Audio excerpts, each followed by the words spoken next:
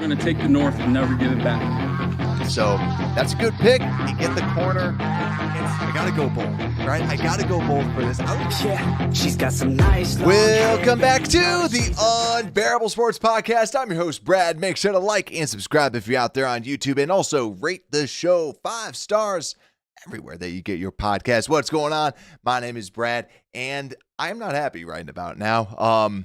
We saw the Bears blow a huge lead, or not absolutely gigantic, but we saw the Bears blow a big lead to the Minnesota Vikings, and unfortunately, we end up losing after 21 points in the fourth quarter.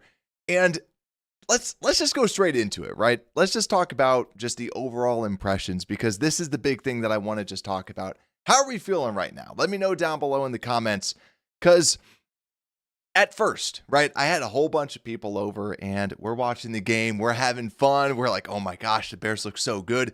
We had the opening drive touchdown, and that made it feel really, really, really, really good. But after, the scripted drive that we had and that we knew that the Bears were going to have, we knew Ben Johnson scripts the drive and boom, touchdown. Then after that, we didn't really see anything else. And the fact that we did not score another touchdown until the very last drive, or technically second to last drive that we had, then that's when we end up scoring a touchdown. It didn't feel great. And I was watching the game, and my neighbor came over. He's a Packer fan. And he, at the end of the day, he's like, I feel good as a Packer fan. Because he's like, as a Packer fan, it felt like J.J. McCarthy wasn't the guy for the Vikings. J.J. McCarthy didn't look great. He kind of put it together later on, but yet again, it felt like they needed the running game to get going and other things like that. The Bears, it just did not feel like we had our stuff together at all. And when you look at the stats here, we can switch on over to this. Like Caleb Williams, he went 10 for 10, and it was looking really, really good off the jump. He was running the football really well. Like at the end of the day, 6 carries, 58 yards. But it just didn't look great, right? After that 10 for 10, 11 of 25, that's not good. And it wasn't like you could blame the offensive line. I felt when you look at the offensive line, there was a couple, I felt like the right side in particular. Obviously, we'll watch the tape tomorrow. That's going to be the big thing. But it felt like the right side with Jonah Jackson. It felt like with Darnell Wright. It felt like they were pretty good. It felt like they were actually kind of the downside. The left side felt pretty stable, but you can't really blame the offensive line. I think if you had to blame someone, I think that you'd have to blame Caleb Williams. I think that it felt like I had my Lions fan friend who texted me, and he's like, it seems like Ben is calling the correct plays. Caleb is just not simply seeing them. He's not seeing where he needs to throw the football. Obviously, tomorrow we'll see that, but I agree. Like, that's how I feel. And I see Shy Drax out there saying terrible throws. Yeah, I completely agree. And then Joe's saying, Brad, I've always defended Caleb, but tonight he looked bad. Yeah, I agree. It did not seem like a Caleb Williams game. It seemed like if you have to point a finger at kind of who is to blame with this, it's kind of Caleb. It really is. The other thing that you can point to is the running game. DeAndre Swift with a total of 53 yards. Didn't look great. My Packer fan friend, he had DeAndre Swift on his fantasy team, so he's rooting for him, and he's like, why can't he get yards? And the only time that he got yards was when he busted a play outside, which is what we kind of have come to expect with DeAndre Swift. But this running game was supposed to be a big key component of this. And I'm not trying to defend Caleb Williams. I don't think that Caleb Williams was looking good going through the progressions. But then this running game didn't look good either. And this running game was supposed to be a lot better, and we just simply didn't see that. And yeah, at the end of the game, you could say that we ran for 4.6 yards a carry, but all that was coming from the quarterback. That was not coming from running backs. DJ Moore, 2.7 yards a carry. DeAndre Swift, 3.1 yards a carry. And also, something that I didn't really understand, why didn't they give it to Kyle Monangai just to see a different type of back there? That's something that I was a little bit I just was a little bit disappointed with from that perspective. But let's see what we're seeing out there. So far, we have 46% as Fs. And I like what Shidrack said too. The defense wore out. It really was. Because you see, we only allowed 6 points in the first quarter, second quarter, and third quarter. 21 points in the fourth quarter. And JJ McCarthy did not look like a world beater. And anybody, like, I listened to a little bit of shows as I was kind of like prepping for this show. And I heard some people being like, oh yeah, JJ, he's a gamer. He knows how to kind of put the thing. No, JJ did not look good. He really didn't look good. And he ran one in because it was kind of that little fake. It makes you feel like JJ did not look as good as I think a lot of us were expecting. And man, it's just frustrating because this should have been a game. You hold Aaron Jones to 2.9 yards a carry when you don't have TJ Edwards out there. And here, I think that this is my other one. The impact of injury. You didn't have TJ Edwards out there. You did have Kyler Gordon out there. You also didn't have Jalen Johnson out there. And the fact that you held them to 134 passing yards and 120 rushing yards. Now, Jordan Mason looked really good, 4.5 yards a carry. But if that says anything, you should have at least given Kyle Monangai a carry, because you saw like the starter, Aaron Jones, getting carries, didn't look great. DeAndre Swift out there didn't look great when he was getting the carries. Just try and throw something else out there. And their throwback was at least DJ Moore. But still, running game wasn't able to get going. Passing game was not looking good. I mean, when you look at the receivers, Olamide Zaccheaus kind of knew he was going to have a good game of at least some sort. 7 targets, 4 catches, 42 yards. Rome Odunze, 9 catches, 6 catches on 9 targets, 37 yards. DJ Moore, 3 catches, 68 yards. Cole Kmet, only 1 catch for 31 yards. Colston Loveland, 2 catches, 12 yards. And DeAndre Swift, 3 catches, 12 yards. It just did not feel like an offense. It felt like, I got to preface this. It felt like Caleb was not able to run the offense. Now, I'm not here to say Caleb's an absolute bust, that we should get rid of him, but that was something that was a little bit, like I said at the very beginning, we just need someone that can run this offense. And we're seeing him overthrow deep balls. We're seeing him overthrow people in the middle. Just what was not pretty. And Broski saying, ready for another 5-win season. Oh man, I hope not. And then 2, we have to talk about the penalties, because I think if we're talking just overall impressions, that's the thing that truly killed us. Because you look at the yards and you go, how did we lose this game? And that's where I guarantee you, Ben Johnson is sitting there with his team going, look at what we did.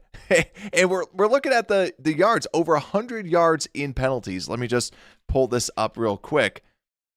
First downs from penalties, both got 3 first downs for penalties.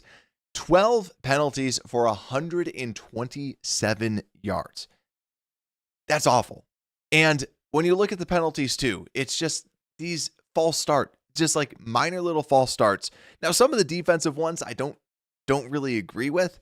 But man, the penalties destroyed the team, and just it was gross, right? There we go. We said it. It was a gross game. And and I think the thing that was so frustrating was the Vikings didn't look good, and the defense was able to hold up after all those injuries until the very, very end. The offense has to do something. And I know that Ben's going to be out there yelling at them. So yeah, just not great. But if we want to kind of flip it, now let's actually just kind of flip this over to the defense and talk a little bit more about the defense. Let me find that defensive graphic right now. Noah Sewell out there. And here we can kind of shift this stuff around. Let me just kind of flip this. And actually, we'll talk a little defense real quick. Because like I said, I personally felt the defense played well. And you're going against the Minnesota Vikings, and you played pretty darn well. Because yet again, if we kind of flip over here, still getting the hang of all my little my fancy buttons that I have with this stuff. But if we look at the defense, we allowed, now it was 4.6 yards technically per carry, because JJ McCarthy averaged 12.5, but 2.9, like I said, to Aaron Jones and 4.5 for Jordan Mason. That's not awful. That really is not awful when you're talking about a Bears defense that was missing so many different players. That's not bad. Then you have Noah Sewell kind of coming in, making 9 tackles, and I thought that he looked pretty good out there. I thought that he was kind of flying around trying to make some plays, and I just thought it was a good performance from a Noah Sewell. Now there was that coverage bust, which is exactly what we know he can't do. He's good in the run game. He's good at coming downhill. But yeah, like his coverage is not there. That's why in a perfect world, if injuries were turned off, he's your Sam linebacker. He's someone that's going to be attacking. He's going to be hitting downhill. That's what you want to see. So he kind of just like proved that, yeah, that's the position he should be playing. I didn't think it was awful when you kind of look at it. And then 2, on the defense, I mean, Dayo Odengbo, at the very beginning, he was making plays. He was doing stuff. And like he kind of, whispered out to the crowd. I was like, maybe he was doing that to me because I've been one of his biggest haters. He played well. Now, he was going against a backup left tackle that kind of got thrusted in there. Let's see how he performs against the Detroit Lions next week. But at the very beginning, he played very well. And the defensive line was not unbelievable, but they weren't as bad as I was expecting. And this is a good defensive line that they were going against. Javon Dexter with the sack yet again, but Dayo, I felt, kind of then pushed him into that.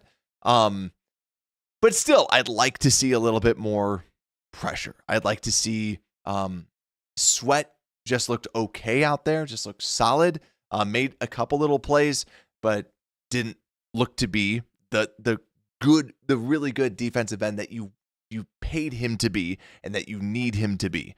Yet again, we have spent a lot of money out there. And Grady Jarrett, unfortunately, on first glance, right, we'll still have to grind the tape.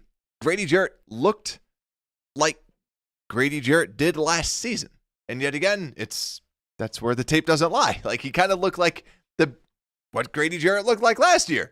So it was a little, but still at the end of the day, they played well. And I think you're looking today, and if you just look at the box score and you see 27 points, some people might be mad at that, but I thought they played well. I really did. When you only allow 250 yards, you did well. You really, really did well. And then also too, Nahshon Wright getting the pick 6. Gotta love that, right? Turnovers are huge. They were able to do that. Love it. But let's see what y'all are saying out here too. Broski saying Sweat, Jalen, Gordon, Stevenson, Edmonds, Moore, Swift, Caleb aren't guys we can win with. Need to start trading them at some point. Taco Man saying 3 sacks and a pick 6. Swayze saying Caleb ain't it, man. And Joe saying this loss was Caleb. Yeah, right? There's no excuse for Caleb. Like, there's not a big excuse. It's you have the coaching staff. The coaching staff is there. They're going to hold you accountable. And Ben's going to be like, hey, look what you missed. And yet again, watching the game, I like watching the game with the Packer fan, as crazy as that sounds, just because he gives you a very honest opinion. And he's like, why is it that Caleb can make like these unbelievable throws and then he just misses wide open DJ Moore, which should have been a touchdown, just misses him completely. It's like, yeah, that's kind of what he did last season. That deep ball accuracy was not there in the middle of the field. It wasn't pretty. Was not pretty at all. Yeah, Talking Man, offense and refs got us. Yeah, it's man. But yeah, Sewell was good. Announcers point out the bad calls. Dayo looked better than Sweat. Just kind of going through some more of these comments. Nahshon Wright pick 6 on Jefferson. Yeah, I was kind of joking. Like when we were watching the game, I'm like, yeah, Justin Jefferson's nothing to Nahshon Wright and Nick McLeod. But yeah, I do agree though, like with Broski, second half, the defensive line then was like, they got back to who we thought they were. They just did not play well right there. But yeah, Grady Jarrett, exactly. Like Grady, you did not hear much from. Yet again, they had a rookie guard out there. And Austin Fry's good right guard. And like we said before, the interior could be pretty good. It's the line's a very good line. And that's where you saw most of the pressure then coming out on that left-hand side. Rookie left guard, backup left tackle. but still. And you saw they almost like tried to move Sweat over to the left-hand side, but then he wasn't able to really do much. And that's just frustrating when you're spending that much money on them. So, yeah. And so, yeah, defense better than what I expected, but still room for improvement. And if the offense could just get something going. So let's actually talk a little bit more about this offense, though, because here's the thing. The offense, and I saw the comment out there about just Jonah Jackson, Darnell Wright. This is the thing that was kind of like freaky. And tape, we got to watch the tape. That's always the big thing. But Darnell Wright and Jonah Jackson, I said at the very top, they did not look great. They really did not look great. And Darnell Wright just looked lost. He did not look like the same Darnell Wright as before. And we've heard some things out of camp that Darnell Wright looked a little out of shape. He looked a little sluggish. And Darnell Wright's out there false starting and not looking good. And like my brothers came over a little bit later and they're like, so what did we miss? I'm like, Braxton Jones oddly seems to be blocking well and Darnell Wright not so much. And Jonah Jackson played like Jonah Jackson the way that like we kind of expected him to play. And that was what was frustrating. But yeah, when we're talking about this offense, the things that just did not work that we will digest tomorrow. Yet again, we'll be going live tomorrow to break down the all 22. So make sure to stay tuned for that when we do that. But yeah, to me, I think what we're going to see is we're going to see Caleb just miss some throws. I'm as weird and masochistic as it sounds. I'm excited to see that, just to see who's at fault, because just to confirm that in fact it was actually Caleb. You have the weapons. You have the people to do something big, and it just wasn't there. And you saw, screen passes that just weren't on target, and it just was not good. And also, talking about good point too. The stunts were kind of getting up there. Yeah, Dahlman's not a big pass protector. I mean, he's better than what he kind of showed, but yeah, I think that those stunts really kind of got them for sure. And Swayze saying, look at the demeanor, the heart between the two. JJ been coached way better, therefore he is better. He has more confidence for sure. And I just think that Caleb just. Then let's see, Smurfologist, the offense played very conservative. Yeah. And here's the thing. Ben Johnson he wants to kind of get some of those short, easy passes and then turn them into something big, because we have playmakers. Now, I've said this before, that Colson Loveland, not necessarily a playmaker, more of like that true receiver, does not break tackles, right? But man, it's just, a little frustrating. And speaking of frustrating, it's going to be everyone's probably least favorite segment of this entire show. Before we get into the MVB, we got to go through this special teams review, where our special teams, if you had to give the worst grade, the special teams was awful. Awful. Now, besides Luther Burden returning it for 44 yards, because Luther Burden is still a beast and an absolute just great dude, I felt like the punting, is he out punting the coverage? They just simply were not able to stop anybody from returning a punt. Let me just pull up the exact averages. 17 yards per punt return. That's awful. That is, I get that, like they said, oh yeah, Miles Price is a pretty good punt returner. 17 yards a punt return? And also, it seemed like most of the punts, first off, we had 6 punts again, but most of the punts, it seemed like someone was always kind of going up and almost blocking it. And then what do you know? They ended up blocking it. And just not great. Just not great at all, especially when you bring in like a Jalen Jones to be this another special teams person. Now he's more of a gunner. But yet again, gunners should be bringing down Miles Price. Just not good. And then you look at the kick returns, they averaged 26.6. And then you talk about this too. Cairo Santos, missed field goal. If he makes that, it's a tie game. And also too, the Bears go for it on 4th down. It felt like the energy wasn't necessarily there for them to go for it on 4th down. Like when it was there, it did not feel like the right time. Ben Johnson is aggressive. He wants this offense to be good. And they were not able to convert it. And so there's two opportunities right there. It just felt like this offense, you have a really nice car, but you don't know how to drive stick shift, right? It feels like we have Ben Johnson, who is like, here's how we could, like, this is a nice car, right? We have everything here. But like, then you give it to Caleb, and it's, well, we don't know how to run it. And the mistakes, the everything, it just seems like it's there, but we're just not doing it. And that's what's so frustrating about this. So, yeah, just deep exhale, Bears fans. But hey, the one thing that I want to know now is we'll kind of keep this show a little bit short and sweet. The main reason is like first reactions is a lot of it is just for us to kind of get this out, right? Get this out in the air, get this frustration out there, because 46% of you calling it a D performance, 29% saying F, 4% saying B, 21% saying C. I'm going to end this real quick. And now I'm just curious for you, who is your most valuable Bear for this game? Who's your MVP? Because let's think about this, right? Let me break this down. I can kind of flip open this. If I were to pick a most valuable Bear, Caleb at the very beginning was really good. Like, sincerely, you saw him completing passes. You saw him running to the football and just bombed after the first quarter. And then running game, you can't give it to anybody. And then you go to the receiving game, and the more that I watch DJ Moore, the more I don't like him.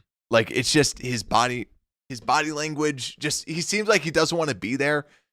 You have Cole Kmet with one catch for 31 yards. And honestly, I see Smurfologists out there saying Kmet also blocked pretty well.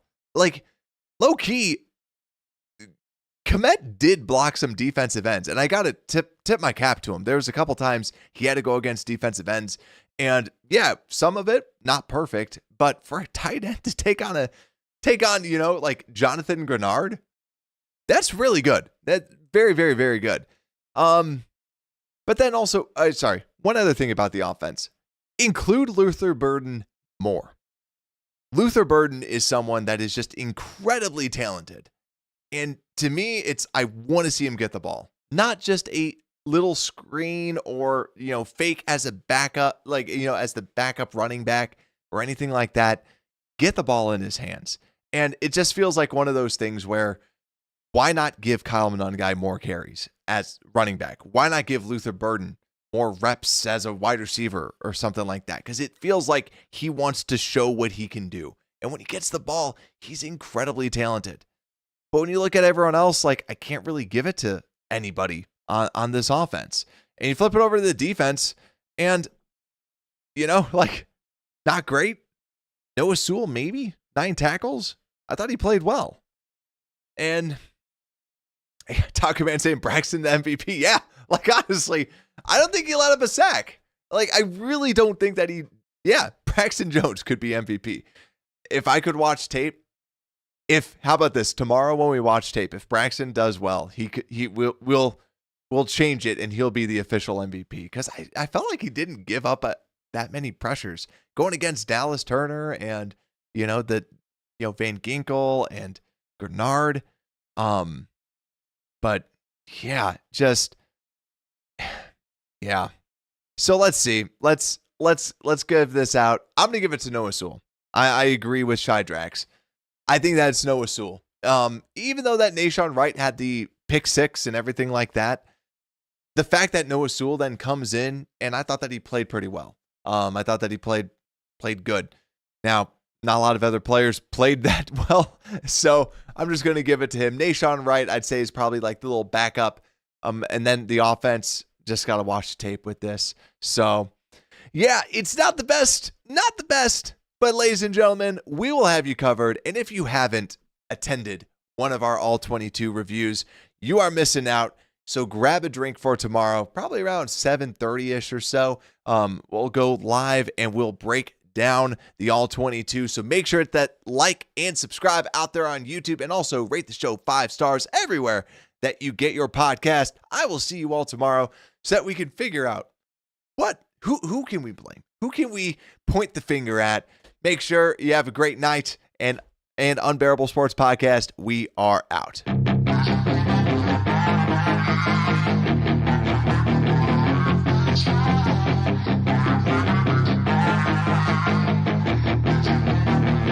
Yeah, she's got some nice long hair, and you know that she